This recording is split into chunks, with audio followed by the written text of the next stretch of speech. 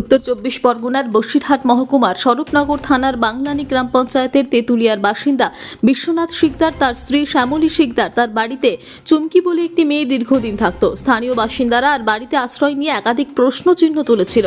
সম্পূর্ণ অবৈধভাবে শ্যামলী জাল নথিপত্র তৈরি করে চুমকি শিকদারের আশ্রয় দিয়েছিল। পুলিশের কাছে একটি অভিযোগও জমা পড়েছিল। পুলিশের সুমোটো মামলা করে তদন্ত শুরু করে।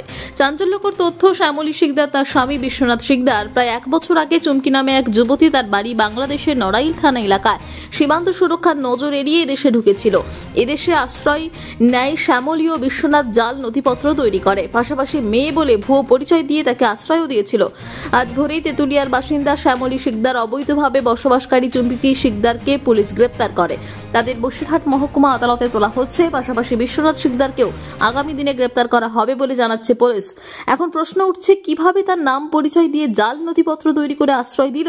এর পেছনে অন্য কোনো বড় সড় চক্রান্ত রয়েছে কিনা তাও তদন্তকারীদের মাথায় চিন্তার ভাঁজ ফেলেছে।